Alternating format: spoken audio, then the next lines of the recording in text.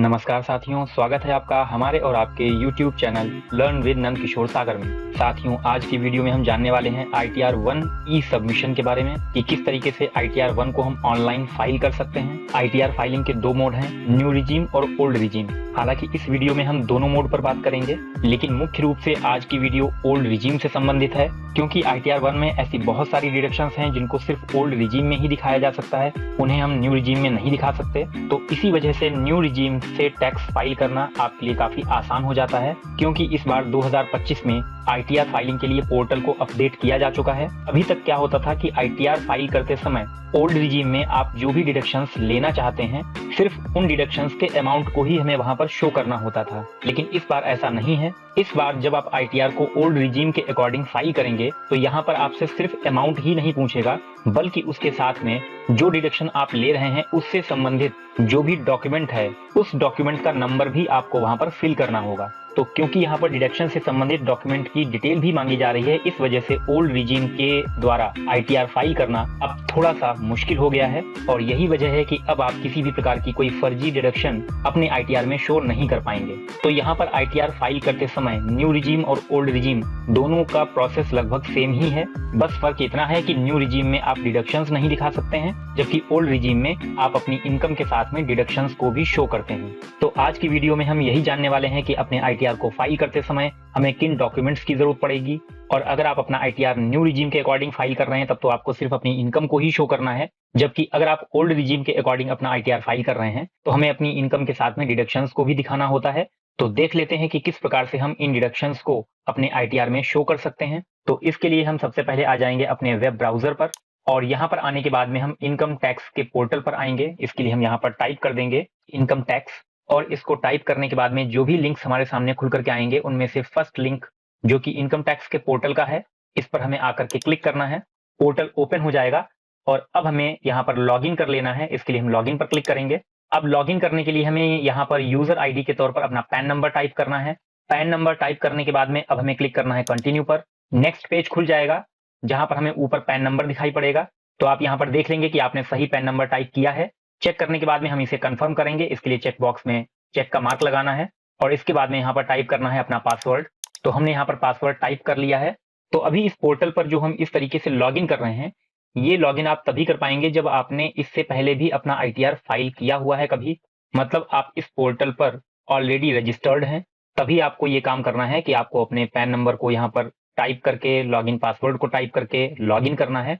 लेकिन अगर आप पहली बार इस पोर्टल पर आए हैं और अपना ITR फाइल करना चाहते हैं तो इस तरीके से आपको लॉगिन नहीं करना है, बल्कि इसके बजाय आप यहीं पर ऊपर देख सकते हैं, यहाँ पर लिखा हुआ है डोंट हैव एन अकाउंट। क्योंकि आपका अकाउंट यहाँ पर नहीं बना हुआ है, आपने अभी तक अपने आप को यहाँ पर रजिस्टर नहीं किया है, तो इसलिए आपको सबसे पहले अपने आप को यहाँ पर रजिस्टर करना होगा, और उसी के लिए यहाँ पर दिया हुआ है रजिस्टर का ऑप्शन, जिस पर आप क्लिक करेंगे। क्लिक करने के बाद में ये आपसे संबंधित कुछ डिटेल्स आपसे पूछेगा, जिनको आपको यहाँ पर फिल करना होता है, अपना पासवर्ड जनरेट करना होता है, और इसके बाद में आप जो प्रोसेस यहाँ पर बताया जा रहा है लॉगिन करने का, इस प्रोसेस को यूज करके फिर आप लॉगिन कर पाएंगे और अपना ITR फाइल कर पाएंगे। अब जो यहाँ पर ITR फाइल किया जा रहा है, ये अपना ITR पहले भी कई बार फाइल कर चुके हैं और ये पोर्टल पर ऑलरेडी रजिस्टर्ड हैं, तो इसीलिए हम यहाँ पर इस तरीके से लॉगिन कर रहे हैं। तो पासवर्ड लिखने के बाद में अब हम कंटिन्यू पर क्लिक करेंगे, और कंटिन्यू पर क्लिक करने के बाद में अब हम यहाँ पर लॉगिन हो चुके हैं। तो क्योंकि अब हम यहाँ पर लॉगिन हो चुके हैं, तो इसीलिए अब आपको राइट साइड में यहाँ पर ऊपर यूजर नेम भी लिखा हुआ दिखाई पड़ेगा। तो अब ITR को फाइल करने के लिए हमें जिन ऑप्शंस की जरूरत पड़ने वाली है वो ऑलरेडी हमारे सामने खुल करके आ रहे हैं। हम इन्हीं ऑप्शंस को सिलेक्ट करते हुए स्टेप बाय स्टेप आगे बढ़ते जाएंगे अपने ITR को फाइल करने के लिए। लेकिन अभी हम बात कर लेते हैं कि ITR को फाइल करते समय हमें किन डॉक्यूमेंट्स की जरूरत पड़ने वाली है।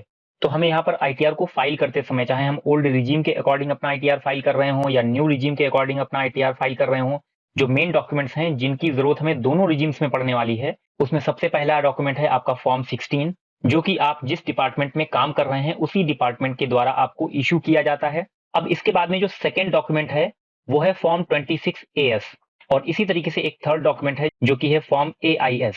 अब ये दोनों फॉर्म ऐसे हैं जो आपको ऑनलाइन इसी पोर्टल पर मिल जाएंगे, क्योंकि जो भी डिटेल्स आपके फॉर्म 16 पर दी होती हैं वो सारी डिटेल्स आपको फॉर्म 26AS पर मिल जाएंगी।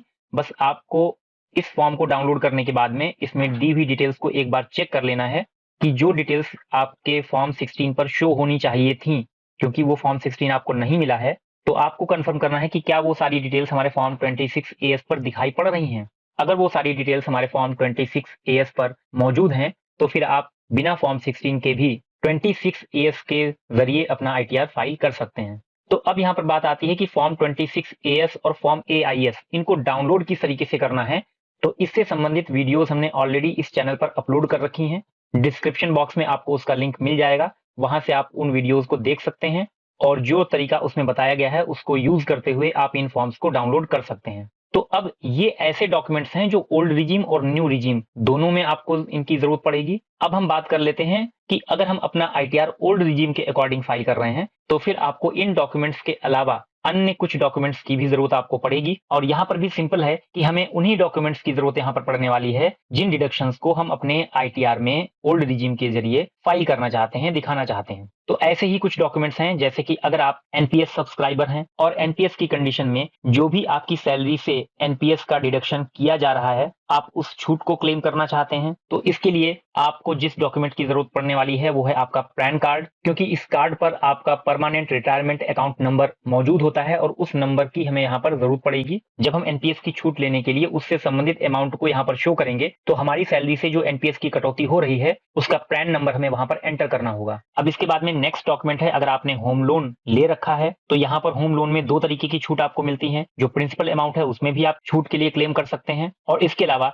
जो इंटरेस्ट आप वहां पर पे कर रहे हैं उसकी छूट के लिए भी यहाँ पर क्लेम किया जा सकता है। तो अगर आप इसे क्लेम करना चाहते हैं, इसकी छूट को यहाँ पर लेना चाहते हैं, तो जहां से भी आपने होम लोन ले रखा है वहां से आपको स्टेटमेंट लेकर भी अपने पास में रखना होगा, जिसमें आपके प्रिंसिपल अमाउंट की भी डिटेल्स होंगी, इंटरेस्ट की भी डिटेल्स होंगी, लोन अकाउंट नंबर भी उसमें दिया होगा। तो इन सारी चीजों की जरूरत भी हमें वहां पर होम लोन को दिखाते समय पड़ेगी। इसके बाद में अगर आपने किसी प्रकार की कोई जीवन बीमा पॉलिसी ले रखी है तो उसकी रिसिप्ट या उसके स्टेटमेंट आपके पास में होने चाहिए, जिसमें आपने जो पॉलिसी ले रखी है तो उसका पे किया गया अमाउंट शो कर रहा होगा, पॉलिसी नंबर शो कर रहा होगा। तो ये सारी चीजें भी हमें वहां पर दिखानी होंगी। इसके साथ ही अगर आपने अपने और अपनी फैमिली के लिए हेल्थ इंश्योरेंस ले रखा है, तो जहां से भी आपने हेल्थ इंश्योरेंस लिया हुआ है वहां से आपको एक 80D सर्टिफिकेट मिलता है, तो हमें उस सर्टिफिकेट की भी जरूरत होगी, क्योंकि इस डॉक्यूमेंट में जिस फाइनेंशियल ईयर की हम डिडक्शन लेना चाहते हैं उस फाइनेंशियल ईयर के लिए हमने कितना अमाउंट पे किया है हेल्थ इंश्योरेंस के तौर पर, वो अमाउंट होगा, पॉलिसी नंबर होगा। तो ये सारी चीजें हमें वहां पर फिल करनी होंगी। अब इसके अलावा अगर हमने हेल्थ इंश्योरेंस नहीं लिया हुआ है और हमारी फैमिली के किसी मेंबर के ट्रीटमेंट पर या उसके चेकअप पर कुछ एक्सपेंसेस हमने किए हैं, तो इस प्रकार के जो भी खर्चे हमने यहाँ पर किए हैं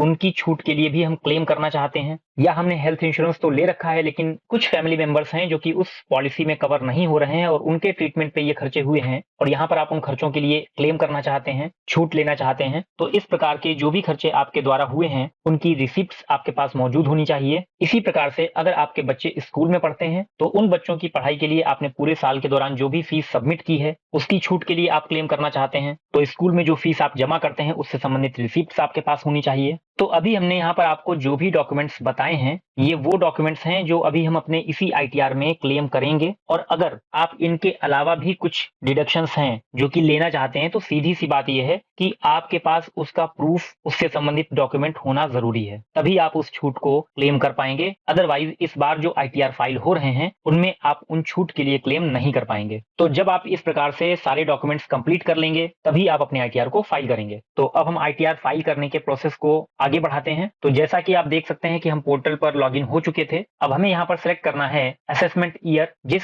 असेसमेंट ईयर के लिए हम अपना आईटीआर फाइल कर रहे हैं उसको हम यहाँ पर सिलेक्ट करेंगे। तो यहाँ पर ध्यान देने वाली बात यह है कि हम फाइनेंशियल ईयर 2024-25 का आईटीआर यहाँ पर फाइल करने जा रहे हैं। तो फाइनेंशियल ईयर 2024-25 का जो असेसमेंट ईयर होगा वो होगा 2025-26। तो सामने लिखा हुआ भी है करंट असेसमेंट ईयर जो हमारा चल रहा है वो 2025-26 है। तो हम इसे सेलेक्ट कर लेंगे। इसके बाद में ये हमसे मोड पूछ रहा है कि हम अपना आईटीआर ऑफलाइन फाइल करना चाहते हैं या ऑनलाइन। तो क्योंकि हम यहाँ पर ऑनलाइन अपना आईटीआर फाइल करना चाहते हैं तो हम इस फर्स्ट वाले ऑप्शन को सिलेक्ट करेंगे और इसके बाद में कंटिन्यू पर क्लिक कर देंगे। अब यहाँ पर हमारे सामने इस तरीके के दो ऑप्शन खुल करके आ गए हैं। तो यहाँ पर हमें ऊपर एक आईटीआर पहले से ही इस फाइनेंशियल ईयर का दिखाई पड़ रहा है जो कि हम फिल कर रहे थे, लेकिन बाद में हमने इस प्रोसेस को रोक दिया था। तो अगर हम उसी आईटीआर में एंटर करके और आगे की जो डिटेल्स हैं उनको फिल करना चाहते हैं तो हम इस फर्स्ट वाले ऑप्शन को लेंगे, अदरवाइज ये ऑप्शन आपके सामने आएगा ही नहीं। आपके सामने सीधे से यही ऑप्शन खुल करके आएगा, स्टार्ट न्यू फाइलिंग। और जैसे ही हम इस पर क्लिक करेंगे तो जो पुरानी डिटेल्स यहाँ पर इस आईटीआर में फिल की गई थी वो सारी इरेज हो जाएंगी और हमारा आईटीआर एक नए तरीके से यहाँ पर खुल जाएगा। तो हम स्टार्ट न्यू फाइलिंग पर क्लिक कर देंगे। अब इसके बाद में यहाँ पर ये कुछ ऑप्शंस देगा, तो क्योंकि हम यहाँ पर आईटीआर फाइल करने वाले हैं एक इंडिविजुअल पर्सन के लिए जो कि सैलरीड पर्सन है, तो इसी वजह से हम यहाँ पर फर्स्ट वाला ऑप्शन सेलेक्ट करेंगे। अगर आप इंडिविजुअल की कैटेगरी में न आकर के किसी अन्य कैटेगरी में आते हैं तो आप उससे संबंधित ऑप्शन यहाँ पर सेलेक्ट कर लेंगे। तो अभी हम इंडिविजुअल को लेने के बाद में कंटिन्यू पर क्लिक कर रहे हैं। अब यहाँ पर हमसे पूछेगा आईटीआर का टाइप, तो अभी यहाँ पर 2 ही आईटीआर हैं जो कि ऑनलाइन फाइल किए जा रहे हैं, अभी सारे आईटीआर ऑनलाइन नहीं हुए हैं। तो आप देख सकते हैं लिस्ट में हमें आईटीआर 1 और आईटीआर 4 दिखाई पड़ रहे हैं। तो हमें आईटीआर 1 यहाँ पर फाइल करना है, क्योंकि हम जो आईटीआर यहाँ पर फाइल कर रहे हैं वो एक सैलरीड पर्सन का है, तो इसीलिए हमने यहाँ पर ऑप्शन लिया है आईटीआर 1। तो आईटीआर 1 को सिलेक्ट करने के बाद में इससे संबंधित डिटेल्स नीचे लिख करके आ भी रही हैं कि आईटीआर 1 किसे फाइल करना है और किसे नहीं करना है। तो वो आप यहाँ पर देख सकते हैं, जैसा कि बताया गया है कि कोई भी इंडिविजुअल पर्सन जो कि भारत का निवासी है और उसकी इनकम 50 लाख रुपए या उससे कम है और ये इनकम उसको सैलरी के रूप में प्राप्त हुई हो, उस पर्सन के पास में एक से ज्यादा हाउस प्रॉपर्टी ना हो, और अगर सैलरी के अलावा कोई अदर इनकम है, जैसे कि बैंक में हमारा सेविंग अकाउंट है तो उस पर जो बैंक हमें इंटरेस्ट देता है तो वो भी हमारी इनकम ही होती है, तो इस प्रकार की इनकम को भी इसमें दिखाया जा सकता है। इसके अलावा अगर सेक्शन 112A इसके अंतर्गत 1,25,000 रुपए या इससे कम का हमारा लॉन्ग टर्म कैपिटल गेन्स है तो उसको भी आईटीआर 1 में दिखाया जा सकता है। और अगर एग्रीकल्चरल इनकम किसी व्यक्ति को हुई है लेकिन वो 5,000 रुपए या उससे कम की है, तो इन सारी चीजों को दिखाने के लिए ही हम आईटीआर 1 को यूज करते हैं। अगर इन सारी कंडीशंस के अलावा कोई कंडीशन आप पर अप्लाई होती है तो फिर आप आईटीआर 1 फाइल नहीं करेंगे। आप अपनी कंडीशन के हिसाब से जो आईटीआर आपको सूट करता है वो आईटीआर आपको फाइल करना है बजाय आईटीआर 1 के। तो यहाँ पर सारी कंडीशंस हमारे ऊपर फिट बैठ रही हैं, तो इसीलिए हम यहाँ पर क्लिक कर देंगे प्रोसीड विद आईटीआर 1 पर।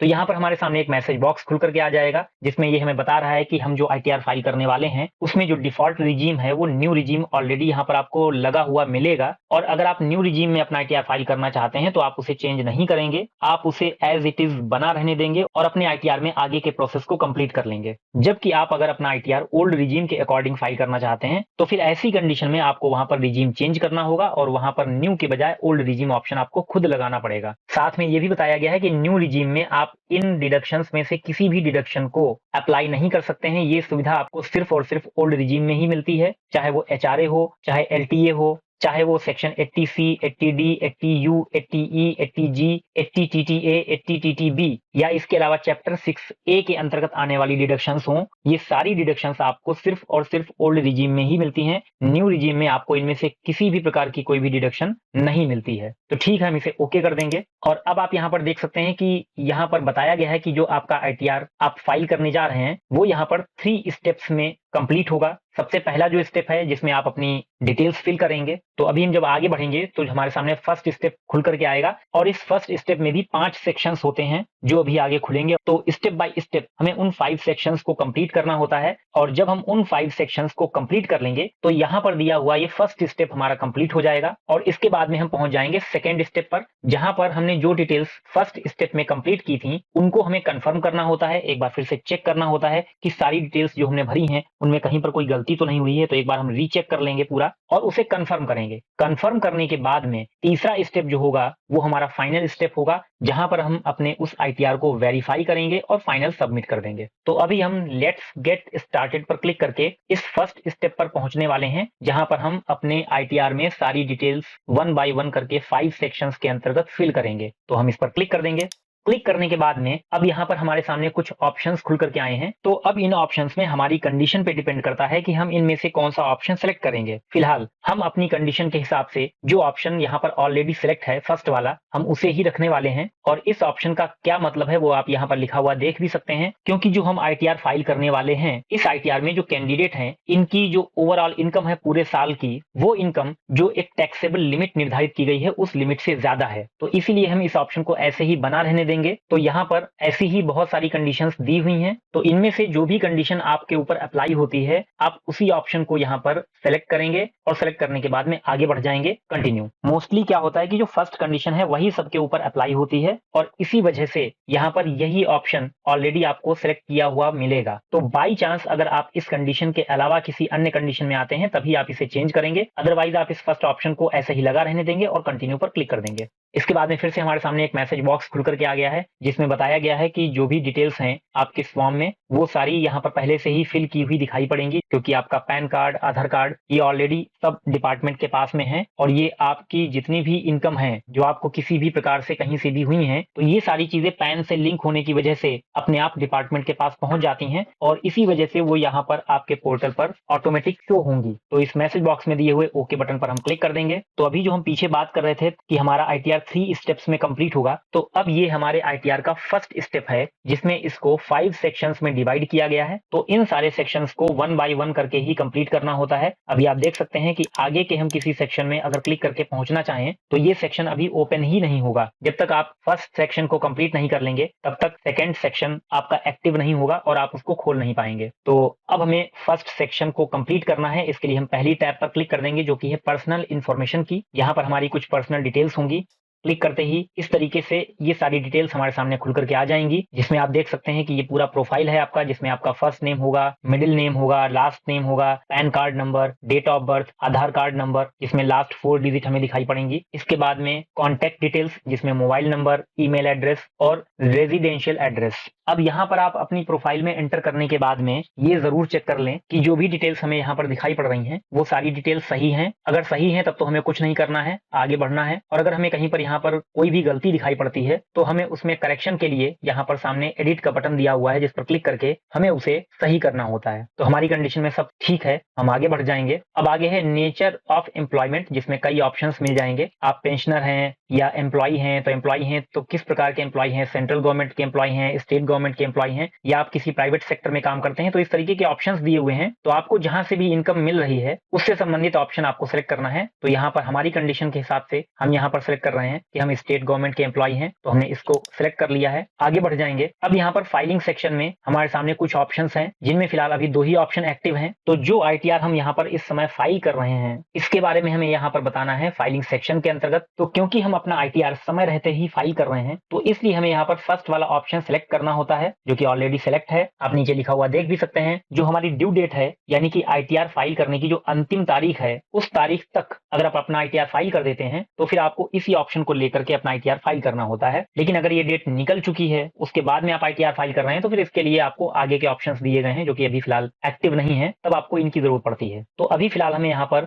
2 ही ऑप्शन की जरूरत पड़ सकती है, फर्स्ट वाला जिसको हम यूज कर ही रहे हैं और इसके बाद में थर्ड वाला ऑप्शन जिसकी जरूरत हमें तब पड़ती है जब हमने टाइम से अपना ITR फाइल कर दिया है लेकिन उस ITR में हमने कोई गलती कर दी है, यानी कि कोई डिटेल्स हमने गलत फिल कर दी है या फिर किसी डिडक्शन को हम दिखाना चाहते थे नहीं दिखा पाए, छूट गया है। तो अगर आपने ITR फाइल कर दिया है और ऐसी कोई भी गलती आपके उस ITR में हो गई है जिसे आप सुधारना चाहते हैं तो इसके लिए आपको क्या करना है कि जो ITR आप फाइल कर चुके हैं उसी ITR का रेफरेंस देते हुए एक नया ITR फाइल करना होता है जिसे हम बोलते हैं रिवाइज्ड ITR। तो वो इस सेक्शन के अंतर्गत फाइल किया जाता है। तो ठीक है, अभी हम फर्स्ट वाला ऑप्शन ऐसे ही लगा रहने देंगे। तो इसके बाद में जो यहाँ पर नीचे के ऑप्शंस दिए हुए हैं जो कि अभी एक्टिव नहीं है, इनको एक्टिव करने के लिए इस बटन को क्लिक करना होगा और ये ब्लू हो जाएगा और इसके बाद में ये सारे ऑप्शंस एक्टिव हो जाएंगे। लेकिन फिलहाल अभी हमें इनकी जरूरत नहीं है क्योंकि ये सारे ऑप्शंस जब आपको किसी प्रकार की कोई नोटिस प्राप्त होती है तो जो नोटिस आपको प्राप्त हुई है वो किस सेक्शन के अंतर्गत प्राप्त हुई है, तो ये सारे सेक्शंस यहाँ पर मौजूद हैं। तो जो नोटिस आपको प्राप्त हुई है जिसका रेस्पॉन्स आप कर रहे हैं तब आपको इसे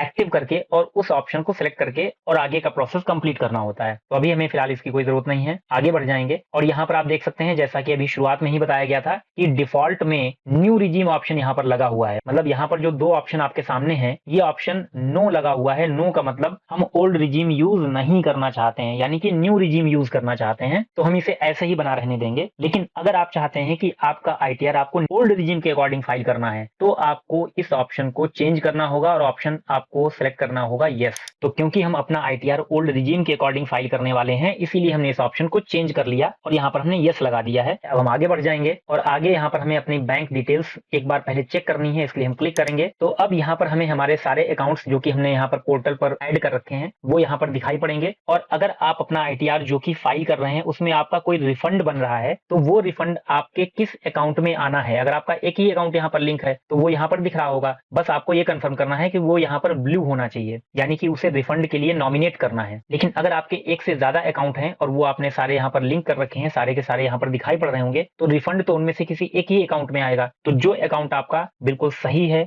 जिस अकाउंट में आपकी केवाईसी कंप्लीट हो, आपका अकाउंट ठीक तरीके से काम कर रहा हो, तो उसी अकाउंट को आप रिफंड के लिए नॉमिनेट करेंगे। तो यहाँ पर ऑलरेडी एक अकाउंट नॉमिनेट किया हुआ है, इसको हम ऐसे ही लगा रहने देंगे और अब हम क्लिक कर देंगे कंफर्म बटन पर।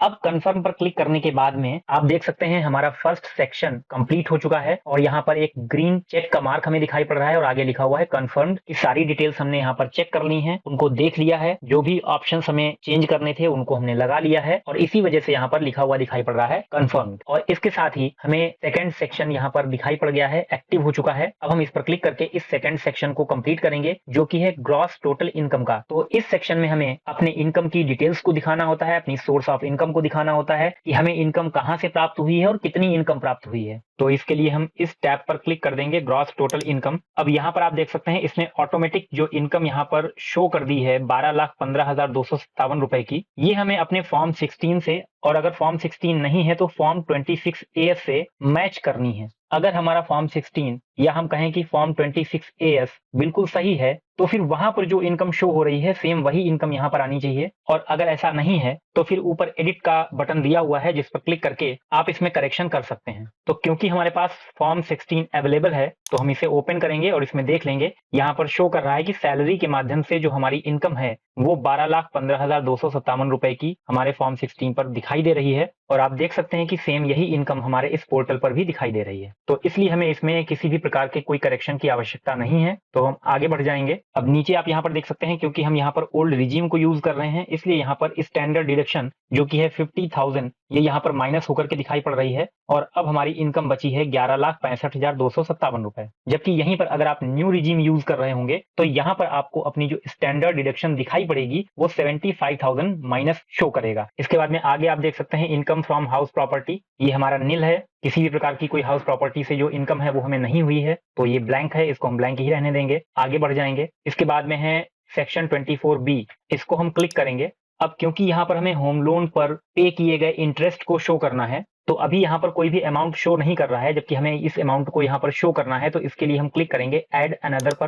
क्लिक करने के बाद में कुछ इस तरीके से हमारे सामने ऑप्शंस खुल करके आएंगे। अब यहाँ पर जो भी डिटेल्स हमें फिल करनी है तो इससे संबंधित स्टेटमेंट जो कि बैंक से निकलवाया गया है वो हमारे पास में है और उसमें से देख के हम यहाँ पर डिटेल्स फिल कर लेंगे। तो ये बैंक से स्टेटमेंट है जो कि निकाला गया है और इसमें पूरे साल के दौरान जो इंटरेस्ट पे किया गया है वो अमाउंट यहाँ पर शो किए गए हैं और इसके बाद में इसकी कैलकुलेशन कर ली गई है जो कि कुछ इस तरीके से है। तो यहाँ पर जो टोटल इंटरेस्ट जमा किया गया है पूरे साल के दौरान वो है 1,47,283 रुपए। इसी को हमें यहाँ पर दिखाना है। तो अब यहाँ पर सबसे पहले पूछा गया है लोन कहाँ से लिया गया है, तो हमने ऑप्शन ले लिया बैंक। बैंक का नाम लिखना है तो हमने बैंक का नाम टाइप कर दिया है। लोन अकाउंट नंबर यहाँ पर लिखना है। लोन किस तारीख को सैंक्शन हुआ है वो डेट लिखनी है। Total amount of loan type करना है। लोन आउटस्टैंडिंग यानी कि कितना लोन अभी देना शेष है वो अमाउंट लिखना है और इसके बाद में पूरे फाइनेंशियल ईयर में कितना इंटरेस्ट पे किया जा चुका है वो अमाउंट लिखना है। और अब ये सारी डिटेल्स फिल कर देने के बाद में हम क्लिक कर देंगे सेव बटन पर। तो अब आप यहाँ पर देख सकते हैं कि जो डिटेल्स हमने फिल की थी ये डिटेल्स हमें यहाँ पर सेक्शन 24B इसमें दिखाई देने लगी हैं और जितना इंटरेस्ट हमारे द्वारा यहाँ पर पे किया गया है मैक्सिमम छूट इसमें 2 लाख रुपए तक की हमें मिलती है। क्योंकि हमारा अमाउंट उससे कम है तो ये पूरी छूट हमें मिल जाएगी। इसके बाद में नेक्स्ट है इनकम फ्रॉम अदर सोर्सेज।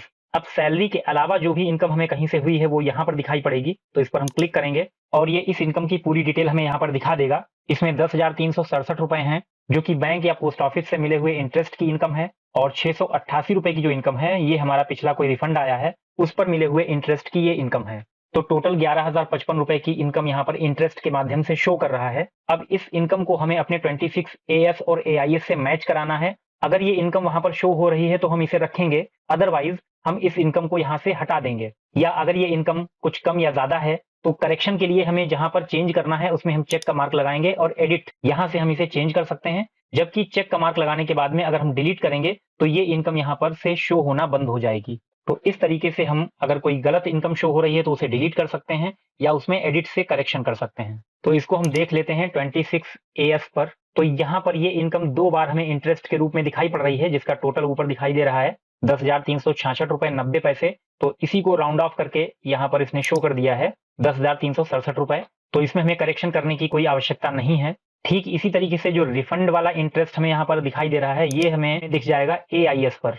तो यहाँ पर AIS में आप देख सकते हैं कि असेसमेंट ईयर 2024-25 में ये रिफंड मिला था 28,200 रुपए का, और इसी का ये इंटरेस्ट है जो कि हमें यहाँ पोर्टल पर दिखाई दे रहा है। तो अब हमें यहाँ पर किसी भी प्रकार का कोई भी चेंज करने की आवश्यकता नहीं है। अब इसके बाद में हम आगे बढ़ेंगे। इसके बाद में ये 2 टाइप्स और दी हुई हैं, जिसमें से एक है एग्जेम्प्ट इनकम के लिए। अगर कोई ऐसी इनकम जो कि हमें प्राप्त हुई है और उस पर हमें टैक्स की छूट मिलती है, उस पर हमें टैक्स पे नहीं करना पड़ता है, तो उस इनकम को यहाँ दिखाया जा सकता है। तो हमारी कंडीशन में ऐसा कुछ भी नहीं दिखाना है हमें। और नेक्स्ट है लॉन्ग टर्म कैपिटल गेन, जो कि सेक्शन 112A के अंतर्गत आता है। तो अगर कोई ऐसा लॉन्ग टर्म कैपिटल गेन है जिस पर हमें कोई टैक्स पे नहीं करना है सेक्शन 112A के अंतर्गत, तो उस इनकम को हम यहाँ पर शो कर सकते हैं। जैसा कि हम इस सेक्शन के बारे में पीछे बात कर चुके हैं कि 1,25,000 रुपए से अधिक की अगर इनकम है लॉन्ग टर्म कैपिटल गेन के माध्यम से, तो उस पर तो हमें टैक्स देना पड़ता है। बाकी अगर जो कैपिटल गेन्स हमें हुए हैं वो इस लिमिट से कम है, तो उनको यहाँ पर ITR 1 के माध्यम से दिखाया जा सकता है।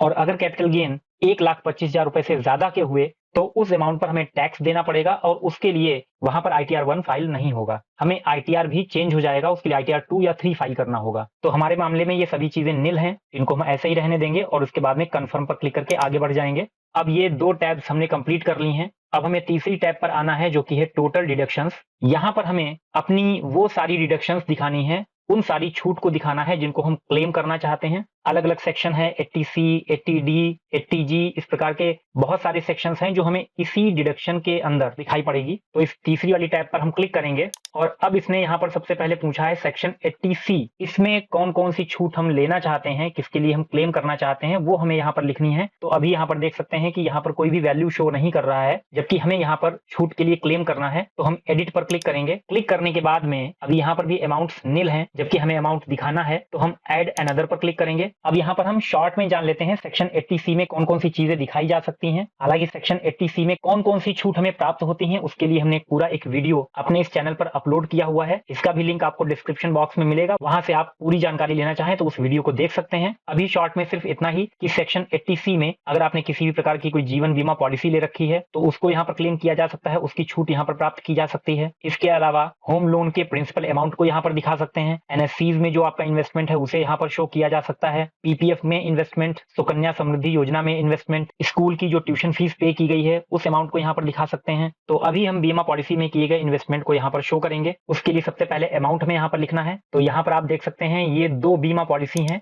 एक बीमा पॉलिसी टैक्स पेयर की है और एक टैक्स पेयर की वाइफ की है, तो दोनों को हम यहाँ पर दिखा सकते हैं। तो ये 2 बीमा पॉलिसी हैं, ये सेम बीमा पॉलिसी है टैक्स पेयर की, जो हमें यहाँ पर दिखाई पड़ रही है। 2 इंस्टॉलमेंट पे की गई हैं 6-6 महीने के बाद में, और ये 2 इंस्टॉलमेंट हैं टैक्स पेयर की वाइफ की, इनका भी पेमेंट 2 बार में 6-6 महीने के अंतराल पे किया गया है। तो एक एक करके हमें ये दोनों बीमा पॉलिसी 2 बार में यहाँ पर शो करनी है। इन दोनों अमाउंट को जोड़ के और बीमा पॉलिसी का नंबर डाल के पहले हम इसे एंटर करेंगे, और उसके बाद में हम इन दोनों अमाउंट को जोड़ देंगे और दूसरी जो पॉलिसी का नंबर है उस नंबर के साथ में इस अमाउंट को शो करेंगे। तो यहाँ पर हमने फर्स्ट वाली पॉलिसी का नंबर एंटर कर दिया है और दोनों अमाउंट का टोटल यहाँ पर लिख दिया है। इसके बाद में हम सेव पर क्लिक कर देंगे, ये अमाउंट यहाँ पर दिखना शुरू हो जाएगा। अब इसके बाद में हम दूसरी वाली पॉलिसी को यहाँ पर ऐड करेंगे, ऐड अनदर। ठीक इसी तरीके से हमने दूसरा वाला पॉलिसी नंबर यहाँ पर एंटर कर दिया है, इसका अमाउंट लिख दिया है और सेव पर क्लिक कर दिया है। तो इस तरीके से हमने दोनों पॉलिसीज के अमाउंट यहाँ पर शो कर दिए हैं। इसके अलावा भी कुछ चीजें हैं जो हमें यहाँ पर दिखानी है, तो फिर से हम क्लिक करेंगे ऐड अनदर पर। अब इसके बाद में हम यहाँ पर होम लोन के प्रिंसिपल अमाउंट को, जो कि है 77,225 रुपए, उसे यहाँ पर दिखाएंगे। अब हमने यहाँ पर होम लोन के प्रिंसिपल अमाउंट को टाइप कर दिया है, होम लोन के अकाउंट नंबर को हमने यहाँ पर टाइप कर दिया है और उसके बाद में हम क्लिक कर देंगे सेव पर। तो अब यहाँ पर लगभग जो चीजें हमें 80C में दिखानी थी वो हमने दिखा दी हैं। टोटल अमाउंट जो हमने दिखाया है सेक्शन 80C में अब तक वो बन गया है 1,13,854 रुपए। इसे हम सेव कर देंगे। अब 80C के बाद में नेक्स्ट है सेक्शन 80CCC। तो अभी हमें इसमें कोई भी अमाउंट शो नहीं करना है। हालांकि सेक्शन 80CCC ये पेंशन फंड के लिए है। अगर किसी भी प्रकार की आपने कोई पेंशन फंड से संबंधित पॉलिसी ले रखी है तो उस पॉलिसी में किए गए इन्वेस्टमेंट से संबंधित डिटेल्स यहाँ पर फिल करनी होती हैं। हमारी कंडीशन में ऐसा कुछ भी नहीं है तो हम इसे छोड़ देंगे। इसके बाद में नेक्स्ट है सेक्शन 80CCD1 जो कि एनपीएस से संबंधित है। एनपीएस जिसमें एम्प्लॉय और एम्प्लॉयर दोनों का कंट्रीब्यूशन प्रैन अकाउंट में जमा होता है। तो जो भी कंट्रीब्यूशन एम्प्लॉय की सैलरी से डिडक्शन के बाद में किया जा रहा है उसको हमें 80 CCD 1 में दिखाना होता है। लेकिन यहाँ पर एक कंडीशन है, कंडीशन ये है कि सेक्शन 80 CCD 1 इसके अलावा सेक्शन 80 CCC और सेक्शन 80C इन तीनों को मिलाकर के हम जो भी अमाउंट यहाँ पर फीड करेंगे वो 1,50,000 रुपए से ज्यादा का नहीं होना चाहिए। अगर ये अमाउंट 1,50,000 से ज्यादा होगा तो हमें छूट सिर्फ 1,50,000 रुपए की ही मिलेगी। तो यहाँ पर आप देख सकते हैं कि 80 CCD 1 इसमें जो एनपीएस का अमाउंट है वो 1,02,255 रुपए का है। इसके लिए हमने एडिट पर क्लिक किया और अगर इस पूरे अमाउंट को हम यहाँ पर लिख दें तो इस पूरे अमाउंट को यहाँ पर लिखने के बाद में भी हमें यहाँ पर जो छूट है वो सिर्फ 36,146 रुपए की ही मिलनी है। तो 36,146 रुपए से ऊपर का जितना भी अमाउंट है वो पूरा का पूरा हमारे लिए वेस्ट हो जाएगा। लेकिन अभी आगे एक सेक्शन और आएगा जिसमें हम इस अमाउंट का 50,000 वहां पर यूज कर सकते हैं। तो 50,000 रुपए की छूट अभी हमें आगे चल के और मिल जाएगी क्योंकि हमारा अमाउंट यहाँ पर काफी जो है वो बच रहा है। तो अभी हम यहाँ पर पहले टैक्स पेयर का पैन एंटर करेंगे तो ये हमें पैन कार्ड पर मिल जाएगा। इस तरीके का पैन कार्ड होगा टैक्स पेयर का। यहाँ से आपको परमानेंट रिटायरमेंट अकाउंट नंबर यहाँ पर टाइप करना होता है, वो हम यहाँ पर लिख देंगे। तो पैन टाइप करने के बाद में अब हम क्लिक कर देंगे सेव बटन पर। तो जैसा कि आप देख सकते हैं कि टोटल अमाउंट जो इन्वेस्टमेंट का हमने लिखा हुआ है 1,02,255 रुपए, इसमें से 80 CCD 1 में 36,146 रुपए चले गए हैं और बाकी का जो एक्सेस अमाउंट था उसमें से 50,000 रुपए अपने आप से इसने सेक्शन 80 CCD 1B इसमें ट्रांसफर कर दिए हैं। और अगर हम यहाँ पर इन दोनों अमाउंट को ऐड करें 36,146 रुपए और 50,000 रुपए तो इनको ऐड करने पर टोटल बन रहा है 86,146 रुपए। तो 1,02,255 में 86,146 रुपए ये यूटिलाइज हो गया, इतनी छूट हमें मिल गई और बाकी का जो एक्सेस वाला अमाउंट था वो यहाँ पर बेकार हो गया हमारे लिए। तो अब हम आगे बढ़ेंगे। इसके बाद में अब यहाँ पर आप देख सकते हैं सेक्शन 80 CCD 1 इसमें एंट्री कर दी है। सेक्शन 80 CCD 1B इसकी एंट्री अपने आप से यहाँ पर हो गई है और इसी तरीके से सेक्शन 80 CCD 2 इसका अमाउंट भी अपने आप से ही यहाँ पर लिख करके आ गया है, जिसे आप अपने फॉर्म 16 से मैच कर सकते हैं। ये वो अमाउंट है जो कि एम्प्लॉयर के द्वारा टैक्स पेयर के पैन में जमा किया गया है। यहाँ पर आप देख सकते हैं सेक्शन 80 CCD 2 इसमें ये 1,43,157 रुपए दिखाई दे रहे हैं। सेम यही अमाउंट हमें यहाँ पर भी दिखाई दे रहा है। तो ये पूरा अमाउंट बिल्कुल सही है, इसमें हमें किसी भी प्रकार का कोई बदलाव नहीं करना है। बाकी जैसा कि हम आपको बता चुके हैं सभी जगह पर आपको ये एडिट और डिलीट के बटन मिल जाएंगे जिनका यूज करके आप किसी अमाउंट को जो कि नहीं होना चाहिए तो उसे डिलीट कर सकते हैं या अमाउंट गलत लिखा हुआ है तो उसमें करेक्शन कर सकते हैं एडिट पर क्लिक करके। इसके बाद में हम आगे बढ़ेंगे। नेक्स्ट सेक्शन है 80 CCH जो कि अग्निपथ स्कीम में कंट्रीब्यूशन के लिए है। अगर इसमें किसी भी प्रकार का कोई कंट्रीब्यूशन आपके द्वारा किया गया है तो उस अमाउंट को यहाँ पर लिखा जा सकता है और उस पर छूट के लिए क्लेम किया जा सकता है। इसके बाद में है सेक्शन 80D जो कि हेल्थ इंश्योरेंस के लिए है। तो यहाँ पर अभी कोई अमाउंट लिखा हुआ नहीं है और हमें इसमें एंट्री भी करनी है। तो इसके लिए हम एडिट पर क्लिक करेंगे और क्लिक करने के बाद में इसकी डिटेल्स को हमें यहाँ पर फिल करना होगा। अब सबसे पहले तो यहाँ पर इसने पूछा है कि जो टैक्स पेयर की फैमिली है उसमें पेरेंट्स को शामिल नहीं किया गया है। अगर टैक्स पेयर की फैमिली में कोई सीनियर सिटीजन है तो हमें इस ऑप्शन को यस करना है, अदरवाइज इसे नो रखना है। अब यहाँ पर आप देख सकते हैं कि फैमिली में जो टैक्स पेयर हैं सिर्फ हस्बैंड वाइफ और उनके बच्चों को शामिल किया गया है, उनके पेरेंट्स को शामिल नहीं किया गया है। तो यहाँ पर बात हो रही है टैक्स पेयर की कि टैक्स पेयर जिसका हस्बैंड है या उसकी वाइफ है और अगर वो सीनियर सिटीजन में आते हैं तो हम इस ऑप्शन को यस करेंगे। तो हमारी कंडीशन में हमें इसे नो रखना है। तो अभी हमें क्योंकि यहाँ पर डिटेल्स फिल करनी है, टैक्स पेयर ने अपनी फैमिली के लिए हेल्थ पॉलिसी ले रखी है, हेल्थ इंश्योरेंस करा रखा है, उसकी डिटेल्स हमें यहाँ पर फिल करनी है। तो हम क्लिक करेंगे ऐड अनदर पर। तो अब हमें यहाँ पर सबसे पहले लिखना है उस कंपनी का नाम जिससे टैक्स पेयर ने हेल्थ इंश्योरेंस की पॉलिसी करा रखी है। तो यहाँ पर जो कंपनी है उसका नाम है केयर हेल्थ इंश्योरेंस, वो हम यहाँ पर टाइप कर देंगे। इसके बाद में हमें पॉलिसी नंबर लिखना है और जो फाइनेंशियल ईयर 2024-25 है इस फाइनेंशियल ईयर के लिए कितने अमाउंट का प्रीमियम पे किया गया है वो अमाउंट हमें यहाँ पर लिखना है। तो ये सारी डिटेल्स हमें यहाँ पर मिल जाएंगी। इसमें पॉलिसी नंबर और जो प्रीमियम पे किया गया है उसका अमाउंट वो हमें यहाँ से मिल जाएगा। तो ये अमाउंट हमें यहाँ से देख करके पोर्टल पर लिख लेने हैं। अब ये दोनों एंट्री करने के बाद में हम सेव पर क्लिक कर देंगे। क्लिक करने के बाद में ये अमाउंट यहाँ पर दिखना शुरू हो जाएगा। अब ये हो गई है टैक्स पेयर की हेल्थ इंश्योरेंस से संबंधित डिटेल्स। अब इसके बाद में यहाँ पर एक ऑप्शन और है, अगर टैक्स पेयर ने अपने या अपनी फैमिली के लिए कोई प्रिवेंटिव हेल्थ चेकअप कराया है तो उस अमाउंट को यहाँ पर लिखा जा सकता है। तो हमारी कंडीशन में अभी ऐसा कुछ भी नहीं है। इसके बाद में हम नीचे आएंगे तो यहाँ पर हमें पेरेंट्स के बारे में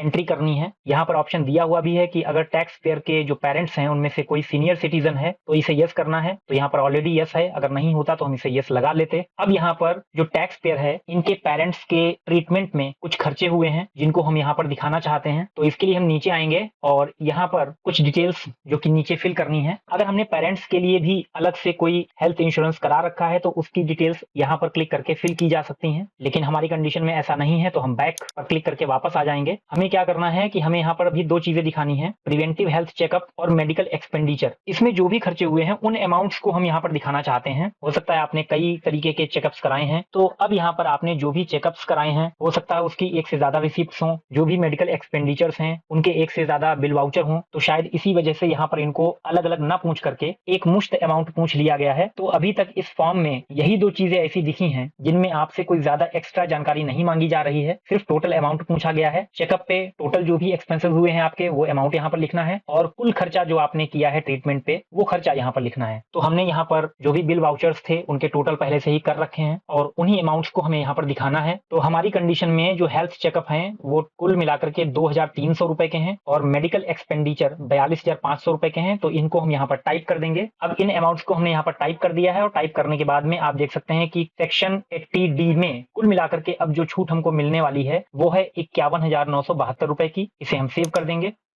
अब इसके बाद में अगला सेक्शन है सेक्शन 80DD। इस सेक्शन के अंतर्गत टैक्स पेयर ने अपने ऊपर आश्रित किसी दिव्यांग व्यक्ति की बीमारी पर जो भी खर्चे किए हैं तो उन पर छूट पाने के लिए क्लेम किया जा सकता है। इसके बाद में नेक्स्ट है सेक्शन 80DDB। तो इस सेक्शन में टैक्स पेयर पर आश्रित किसी व्यक्ति की बीमारी पर, अब यहाँ पर जो बीमारी है वो कुछ खास तरीके की बीमारियां जैसे कि कैंसर, हीमोफीलिया, एड्स, इस तरीके की जो घातक बीमारियां हैं जिनके इलाज में एक बहुत बड़ी रकम खर्च हो जाती है, तो ऐसी बीमारियों के इलाज पर अगर टैक्स पेयर ने अपने आश्रित किसी व्यक्ति पर कोई खर्चा किया है तो उसकी छूट पाने के लिए सेक्शन 80DDB में क्लेम किया जा सकता है। नेक्स्ट है सेक्शन 80E। ये अपनी या अपनी फैमिली के लिए हायर एजुकेशन, उच्च शिक्षा के लिए किसी भी प्रकार का कोई लोन लिया गया है तो उसकी छूट के लिए यहाँ पर क्लेम किया जा सकता है। इसी तरीके से है सेक्शन 80EE जो कि किसी भी प्रकार की कोई रेजिडेंशियल हाउस प्रॉपर्टी को परचेज करने के लिए जो लोन लिया गया है तो उसके इंटरेस्ट पर छूट पाने के लिए आप यहाँ पर क्लेम कर सकते हैं। इसके बाद में नेक्स्ट सेक्शन इसी तरीके से है सेक्शन 80EEA।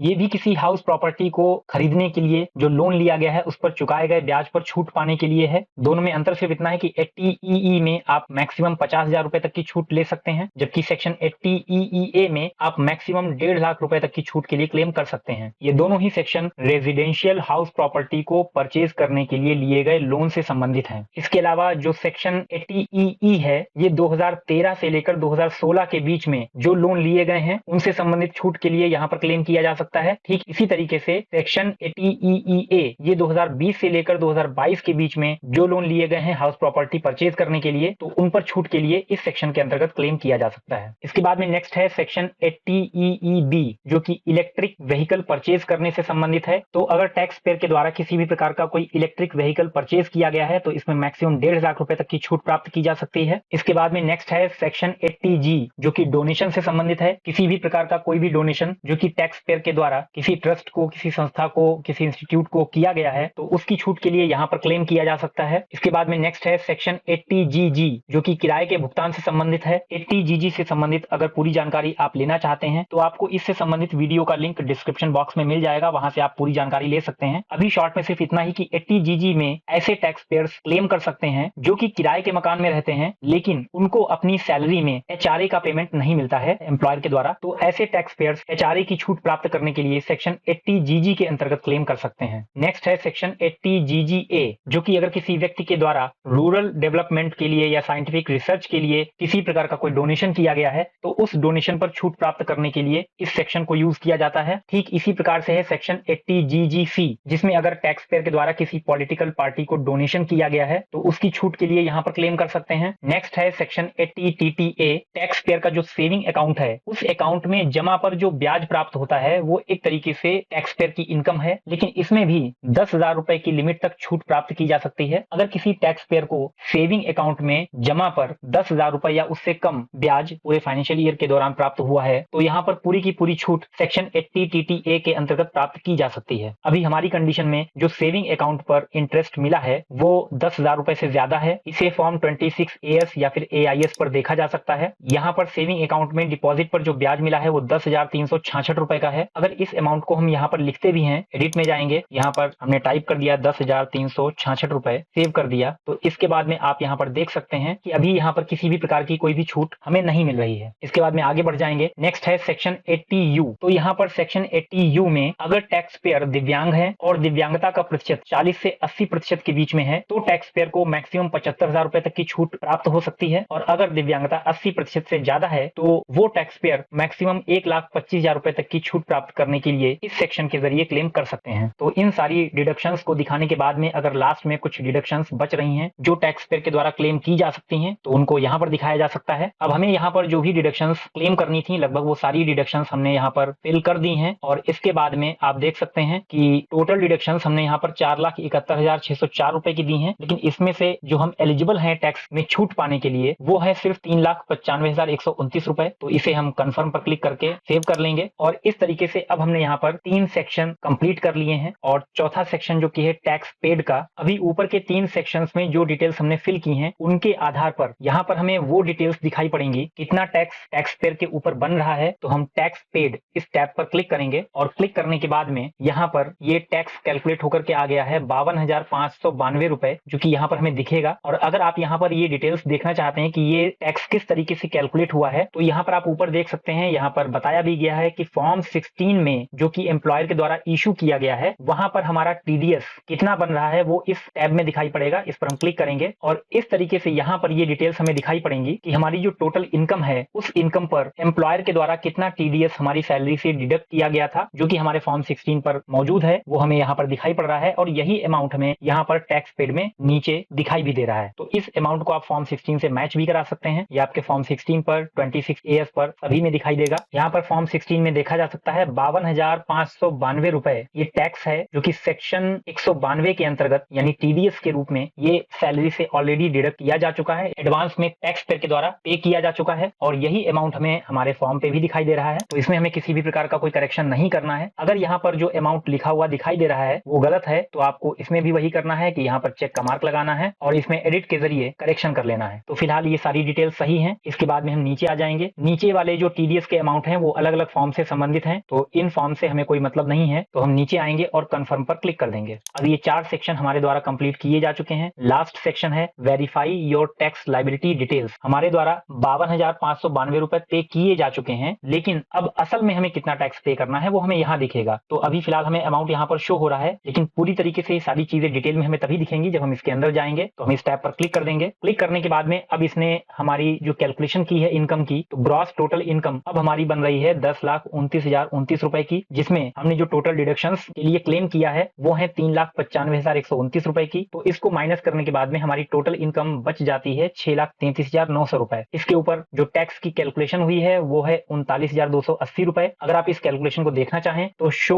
कंप्यूटेशन पर क्लिक कर सकते हैं और किस तरीके से ये कैलकुलेशन हुई है वो यहाँ पर निकल करके आपके सामने आ जाएगी। इसमें 5 लाख रुपए तक की इनकम पर 5% के हिसाब से टैक्स लगा है, और 5 लाख रुपए से ऊपर की जो इनकम है उस पर 20% के हिसाब से टैक्स लगा है। तो इन दोनों को मिलाकर के इतना टैक्स बन रहा है। अब जो ये अमाउंट टैक्स के रूप में निकल करके आया है इसके ऊपर भी 4% हेल्थ एंड एजुकेशन सेस लगता है, तो उसकी कैलकुलेशन यहाँ पर दिखाई दे रही है। और इन दोनों को ऐड करने के बाद में सबसे नीचे आप देख सकते हैं कि टोटल जो टैक्स बन रहा है वो 40,851 रुपए है। अब क्योंकि यहाँ पर हम पीछे देख भी चुके हैं कि टैक्स पेयर के द्वारा जो टैक्स का पेमेंट किया गया है वो इस अमाउंट से ज्यादा है, तो इसका मतलब ये हुआ कि इन दोनों अमाउंट का जो डिफरेंस है उतना रिफंड टैक्स पेयर को प्राप्त हो जाएगा। तो इन डिटेल्स को हम कंफर्म पर क्लिक करके सेव कर लेंगे। अब जैसा कि आप देख सकते हैं कि सारी टैब्स हमने कंप्लीट कर ली हैं, सभी में ग्रीन टिक दिखाई पड़ रहे हैं। अब हमें आगे बढ़ना है, प्रोसीड टू वेरिफिकेशन पर क्लिक करना है। पूरा फॉर्म जो हमने फिल किया था वो हमें यहाँ पर दिखाई पड़ेगा, किस तरीके से हमने चीजें एक एक करके यहाँ पर फिल की थी वो सारी कैलकुलेशन हमें यहाँ पर डिटेल में दिखाई पड़ रही है। और यहाँ पर आप देख सकते हैं कि टोटल टैक्स जो टैक्स पेयर के ऊपर बना है वो 40,851 रुपए है, जबकि टीडीएस के रूप में ऑलरेडी 52,592 रुपए का पेमेंट टैक्स पेयर के द्वारा किया जा चुका है। इसका मतलब इन दोनों का जो डिफरेंस है यानी कि 11,740 रुपए ये रिफंड के रूप में टैक्स पेयर को मिल जाएगा। जबकि इसका उल्टा, अगर जो टीडीएस काटा गया है वो कम डिडक्ट किया गया है जबकि टैक्स ज्यादा बन रहा है, तो उतना टैक्स यहाँ पर पेबल में दिखाई पड़ता है, मतलब इतना टैक्स हमें अभी और पे करना है। तो अभी हम इसको प्रीव्यू एंड सबमिट बटन पर क्लिक करके रिटर्न को सबमिट करेंगे। अब यहाँ पर हमें चेक का मार्क लगाना है, प्लेस में प्लेस का नाम लिखना है, यानी कि सिटी का नाम हम यहाँ पर लिख देंगे और इसके बाद में सीधे हम नीचे आएंगे और क्लिक कर देंगे प्रोसीड टू वैलिडेशन पर। अब कई लोग हैं जो अपना आईटीआर खुद से फाइल करते हैं और पूरे फॉर्म को वो आराम से फिल कर लेते हैं। डिटेल्स पूछी जा रही है सामने, आप उनको आराम से भरते रहिए और उन डिटेल्स को फिल करने के बाद में जैसे ही लास्ट में आकर के हम इस फॉर्म को सबमिट करते हैं तो इस तरीके से कुछ एरर्स सामने खुल करके आ जाती हैं। अब यहाँ पर बहुत सारे लोग कंफ्यूज हो जाते हैं कि अब यहाँ पर करना क्या है, क्योंकि अब आगे यहाँ पर कुछ करने के लिए दिखाई नहीं दे रहा है। अगर हम बैक में जाएंगे तो फिर से वही फॉर्म खुल जाएगा, आगे बढ़ेंगे तो फिर से ये एरर्स खुल के आ जाएंगी। तो इसमें परेशान होने वाली कोई बात नहीं है। आपको जो एरर्स दिखाई पड़ रही हैं इन्हीं एरर्स पे आप क्लिक करिए। क्लिक करने के बाद में आपके सामने इस तरीके से फॉर्म खुल करके आएगा और इसमें ये सिर्फ इन चीजों के बारे में पूछ रहा है। ऐसी बहुत सी डिडक्शंस पीछे हैं जो हमारे काम की नहीं थी, हमने उनको स्किप कर दिया था, छोड़ दिया था, लेकिन अब हमें उन डिडक्शंस या उन अलाउंसेस के बारे में बताना है जिनको हमने स्किप कर दिया था। क्योंकि ये हमारे काम की नहीं है तो हमें क्या करना है, हमें इनको बस डिलीट कर देना है। Delete, yes, delete, yes, delete, delete, yes, delete, yes. अब ये सारी जो एरर्स आ रही थी उनको हमने यहाँ पर डिलीट कर दिया है। सेव कर देंगे, फिर से नीचे आएंगे, कंफर्म करेंगे, ये सारी टैब्स हमें फिर से दिखाई देने लगेंगी। प्रोसीड टू वेरिफिकेशन पर क्लिक करेंगे, फिर से वही पूरा फॉर्म हमारे सामने खुल के आएगा। नीचे आकर के हम इसे प्रीव्यू एंड सबमिट पर क्लिक करेंगे, यहाँ चेक का मार्क लगाएंगे, प्लेस ऑलरेडी लिखा हुआ है। नीचे आएंगे, प्रोसीड टू वैलिडेशन पर क्लिक करेंगे। अभी आप देख सकते हैं कि 3 एरर्स दिखाई पड़ रही थी जिसमें से 2 बची हैं। फिर से हम क्लिक करेंगे, यहाँ पर जो इसने सेक्शन 80 CCD 1B में 50,000 अपने आप से दिखा दिया था, तो वहां पर पैन अभी हमने फिल नहीं किया था। पैन हमने फिल किया था 80 CCD 1 में, जबकि 80 CCD 1B और 80 CCD 2 इनके अमाउंट इसने अपने आप से ही शो कर दिए थे। तो वहां पर जो पैन की डिटेल है वो ब्लैंक रह गई थी, इसी वजह से ये एरर दे रहा था। तो हमें यहाँ पर पैन जो परमानेंट रिटायरमेंट अकाउंट नंबर है वो यहाँ पर फिल करना है। तो यहाँ पर पैन को लिखने के बाद में सेव कर देंगे, फिर नीचे आएंगे, कंफर्म करेंगे, प्रोसीड टू वेरिफिकेशन पर क्लिक करेंगे। पूरा फॉर्म दिखेगा जिसमें नीचे आकर के रिव्यू एंड सबमिट चेक का मार्क लगा देंगे और प्रोसीड टू वैलिडेशन। अब आप देख सकते हैं यहाँ पर सारी एरर्स गायब हो चुकी हैं और वैलिडेशन सक्सेसफुल और नो एरर्स यहाँ पर लिख करके आ गया है। तो अब हम आगे बढ़ेंगे, प्रीव्यू पर क्लिक करेंगे। ये हमारा फॉर्म है जो कि यहाँ पर हमारे द्वारा फिल किया जा चुका है। इसमें हम नीचे आएंगे और नीचे आने के बाद में प्रोसीड टू वैलिडेशन पर क्लिक करेंगे। अब शुरू में जो हमने देखे थे 3 स्टेप्स में हमारा फॉर्म दिखाई दे रहा था, उसमें से 2 स्टेप्स हमने कंप्लीट कर लिए हैं। पहला सेक्शन था जिसमें हमने 5 अलग अलग टैब्स में टैक्स पेयर की सारी डिटेल्स फिल की थी। दूसरा स्टेप बिल्कुल अभी हमने कंप्लीट किया है, जहां पर हमने उन सारी इंफॉर्मेशन को जो कि फिल की गई थी पूरे फॉर्म को फिर से हमने देखा और देखने के बाद में उसको सही था तो सबमिट कर दिया, अगर सही नहीं है तो वापस बैक में जाकर के वहां पर हम करेक्शन कर सकते थे। अब ये तीसरा स्टेप है जहां पर हमें अपने इस आईटीआर को वेरीफाई करना है। तो इसके लिए हम क्लिक करेंगे प्रोसीड टू वेरिफिकेशन पर। हम इसे ई वेरीफाई करेंगे तो हम फर्स्ट वाला ऑप्शन ले लेंगे, ई वेरीफाई नाउ। ई वेरीफाई के अलावा भी यहाँ पर 2 ऑप्शंस दिए हुए हैं। अगर आप बाद में वेरीफाई करना चाहते हैं तो ई वेरीफाई लेटर लगा सकते हैं, लेकिन इसके लिए आपको 30 दिन के अंदर इसको ऑनलाइन ही वेरीफाई करना होता है। और अगर आप ऑफलाइन वेरीफाई करना चाहते हैं तो फिर तीसरा ऑप्शन आप लगा सकते हैं। इस ऑप्शन में आपका आईटीआर सबमिट हो जाएगा, लेकिन क्योंकि आपने उसे वेरीफाई नहीं किया है तो जो उस आईटीआर की रिसिप्ट होगी उस रिसिप्ट का प्रिंट आउट लेने के बाद में उस रिसिप्ट पर ही जो एड्रेस दिया गया है उस एड्रेस पर आपको इसे बाई पोस्ट भेजना होता है और ये पोस्ट वहां पर 30 दिन के अंदर ही रिसीव हो जानी चाहिए, तब जाकर के आपका जो आईटीआर है वो वेरीफाई होगा। अदरवाइज आपका जो फॉर्म है वो रिजेक्ट कर दिया जाएगा। तो इसीलिए सबसे अच्छा ऑप्शन है कि आप अपने आईटीआर को तुरंत ऑनलाइन वेरीफाई कर दीजिए और इसीलिए हमने यहाँ पर फर्स्ट वाला ऑप्शन लिया है, ई वेरीफाई नाउ। अब हम कंटिन्यू पर क्लिक करेंगे। क्लिक करने के बाद में यहाँ पर हम ऑप्शन ले लेंगे कि हम आधार कार्ड पर जो मोबाइल नंबर रजिस्टर्ड है उस मोबाइल पर ओटीपी के जरिए हम इस आईटीआर को वेरीफाई करना चाहते हैं। तो यहाँ पर जो टैक्स पेयर हैं इनके मोबाइल पर जो कि आधार कार्ड में रजिस्टर्ड है उस नंबर पर एक ओटीपी जाएगा। तो वही ओटीपी हमें यहाँ पर पोर्टल पर एंटर करना है और इस तरीके से जो हमारा आईटीआर है वो फाइनल सबमिशन उसका कंप्लीट हो जाएगा। तो हमने इस ऑप्शन को लगा लिया है और इसके बाद में हम कंटिन्यू पर क्लिक करेंगे। आई एग्री, यहाँ पर चेक का मार्क लगाएंगे और जनरेट आधार ओटीपी इस पर क्लिक कर देंगे और तुरंत ही एक ओटीपी जनरेट होकर के टैक्स पेयर के मोबाइल पर पहुंच जाएगा। तो जो ओटीपी मोबाइल पे आया है उसको हम यहाँ पर लिखेंगे और लिखने के बाद में वैलिडेट पर क्लिक कर देंगे और इसके बाद में हम इसे सबमिट कर देंगे। और इस तरीके से आप देख सकते हैं सबमिटेड सक्सेसफुली लिख करके आ गया है, हमारा आईटीआर फाइनली सबमिट हो चुका है। अब इसके बाद में हम क्लिक करेंगे प्रोसीड पर और इसकी रिसिप्ट को यहाँ से हम डाउनलोड कर लेंगे, डाउनलोड रिसिप्ट पर क्लिक करके।